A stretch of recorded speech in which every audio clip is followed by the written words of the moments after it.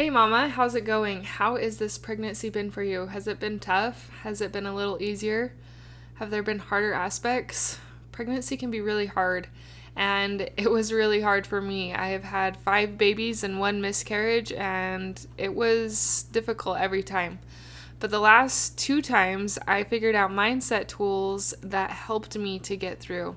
And that's what I try to do on this podcast, is share those tools that I have learned with you to help you find more positivity in your pregnancy, to have better mental health so that you can replace those negative thoughts that make you feel like you're drowning when you're pregnant and make you hate pregnancy and almost make you not want to have more children.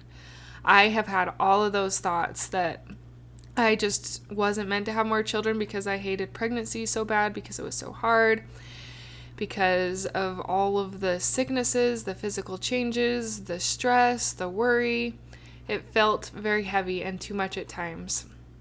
But the mindset tools that I talk about in this podcast and in my mini course can help you significantly if you'll implement them to have more positive thoughts during this pregnancy. My course is the Morning Sickness mini course for mental health, and there are 44 videos in that course. They're 2 to 8 minutes long. They all have downloadable audios that I have done, and it kind of focuses on 3 different sections. It focuses on gratitude, changing the negative to the positive, pregnancy-specific affirmations, and so many other good things along the way to help you when you are struggling during pregnancy. And I found out last week that my link wasn't working. I thought I had fixed that, and it wasn't fixed, but now the link to that course is fixed in the show notes. So if that is something that you have been leaning towards, I encourage you to check out either the direct link that takes you right to the page where you can sign up to pay for it, or check out a little bit more information and details on my website, which is also in the show notes. So while I've been talking a lot about pregnancy, I actually just had my 5th baby a few months ago, and so we've been doing a baby series. A lot of people have called that time when having a newborn like the 4th trimester, because it in and of itself has its own trials and heartaches and difficult things to get through. And so I wanted to give some episodes to encourage you in the baby phase, because I'm currently in the baby phase and I have been reminded a lot of the baby phase and things I've done to help me get through. And today's episode hopefully will help you to realize that it's okay when babies cry. And then at the end of the episode, there will be some pregnancy encouragement. So, sorry for that long intro, but I had a lot to say, and let's jump into the episode. Hi, I'm Jocelyn, host of the Positive in Pregnancy and Motherhood podcast. I help pregnant women and mothers to find positivity in their season of life through changing their thoughts to work for them and not against them.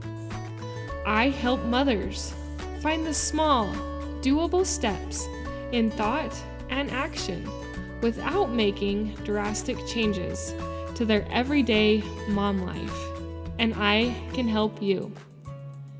Thanks for joining.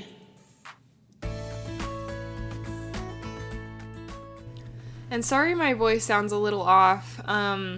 I don't know if I have a little cold or if it's been the smoke in the air. Where we live, there has been a lot of smoke in the air from fires that are kind of around the country and blowing our way, I guess. And so I don't know if my voice is off from that or if I have a little bit of a cold and congestion. But nonetheless, I can still share with you my podcast and still talk, but I do sound a little bit different. Today I wanted to talk about how babies cry, and that's okay. As a first-time mom, I always just wanted to solve my baby's crying. I always wanted to figure it out. I always wanted to make it better and all the things. And if you're a first-time mom or maybe even second-time mom, it's just you want to not have your baby cry very often because it is concerning. Your heart your heart beats a little faster because you want to solve it. You just have that motherly care that wants to solve the problems and make everything right. But sometimes babies cry.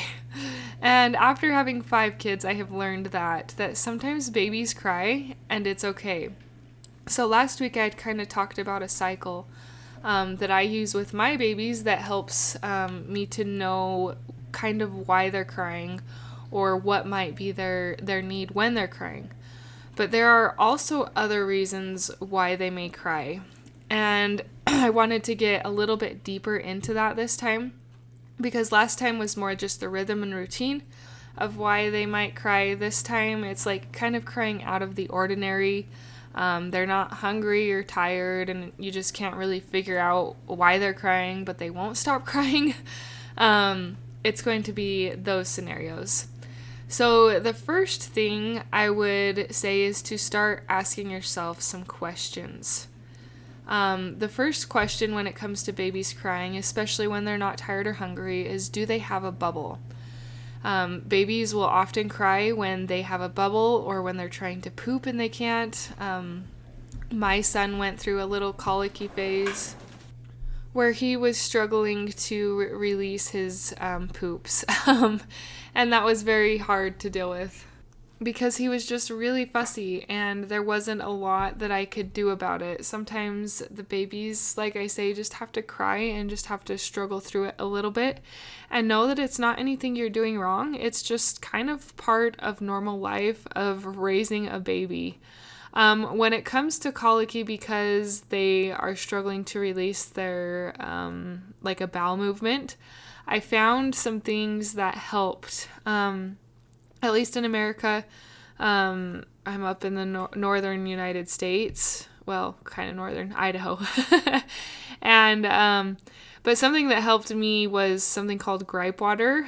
And also when he was really struggling to release the bowel movements, something called gas drops. I didn't use them a ton, but when I felt like I just was at my wit's end, I didn't know what else to do, and he seemed super uncomfortable, and it was just really tough, I did use a couple of those things to help, and those are physical things that you put in the baby's mouth, just liquid that can help with the gas and with like griping or whining or crying.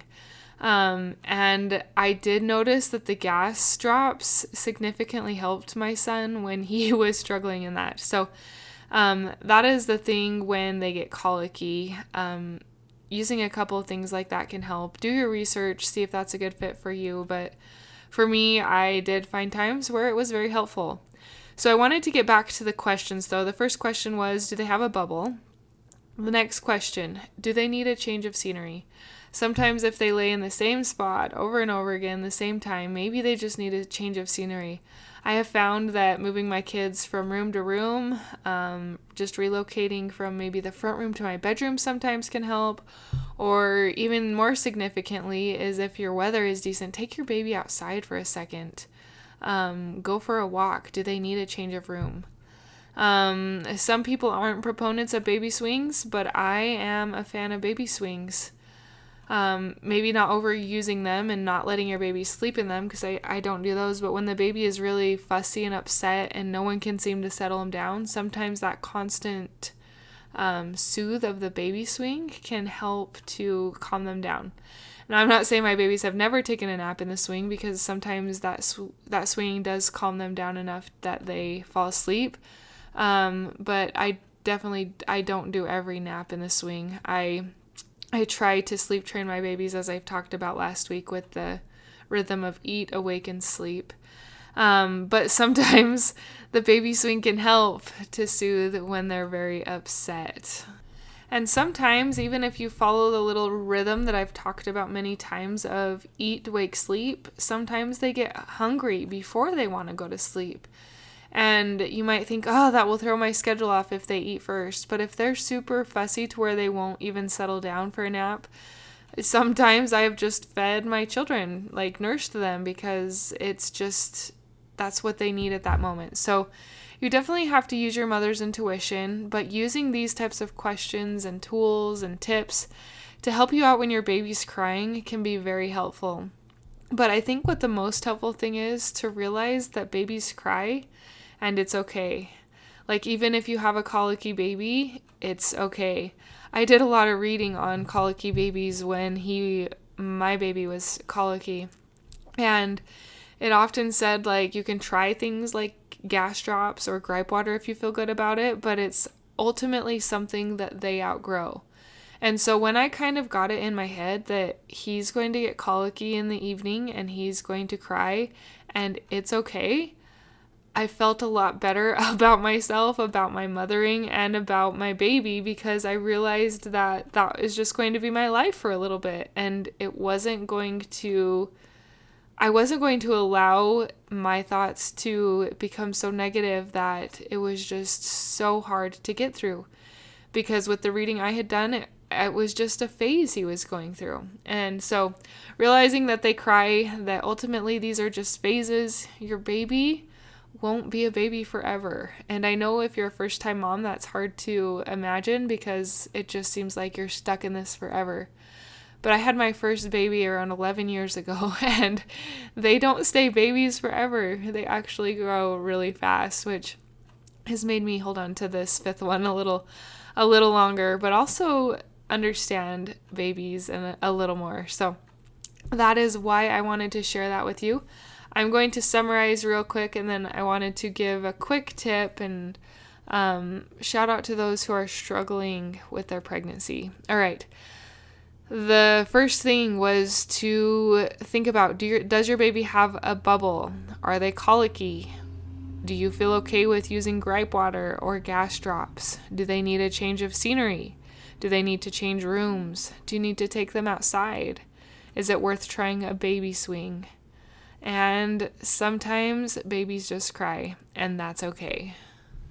All right, for those of you who didn't hear last week, I do have an Instagram now, and it is called Positivity in Pregnancy.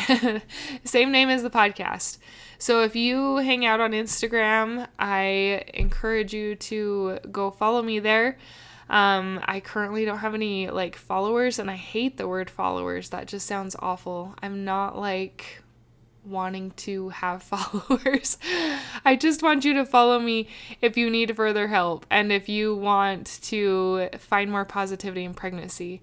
I am still learning how to show up there a little more often. Like I've mentioned before, I feel the conflict of social media, how much it has helped me and how great of a blessing it has been, but also how much of a time trap it can be.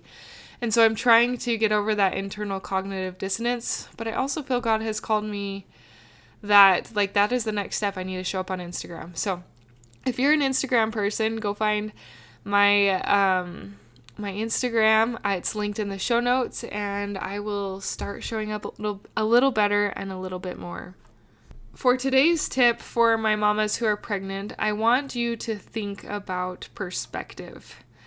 And perspectives can be very different when it comes to pregnancies. For some women, it is very easy to get pregnant, and they don't have to struggle with any amount of time with infertility.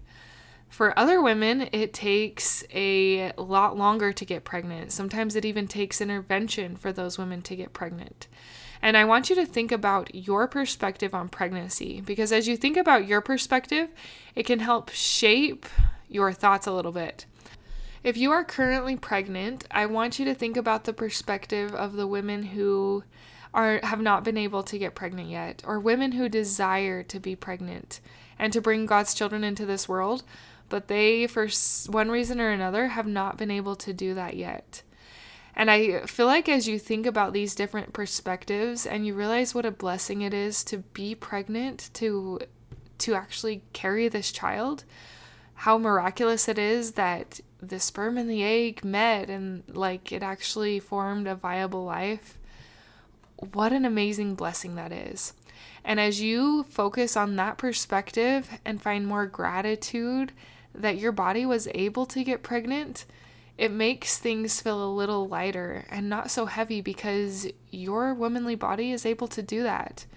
And I'm sure you know women around you who have struggled with infertility, who haven't been able to get pregnant, or have had to use medical interventions to get pregnant. How blessed it can be that you have this baby inside. Or maybe it did take you a long time to get pregnant. And if you shift your perspective to how grateful you are that you are pregnant, rather than focusing on all the miseries that come with pregnancy, because I know there's a lot, it can really help you to find more positive mental health in this season of pregnancy. So that's my challenge to you pregnant women, is to think about your perspective and maybe put yourself in the shoes of some women who have been infertile and how grateful you would be to have that little baby inside, and find just some moments of deep gratitude that your body is able to do this.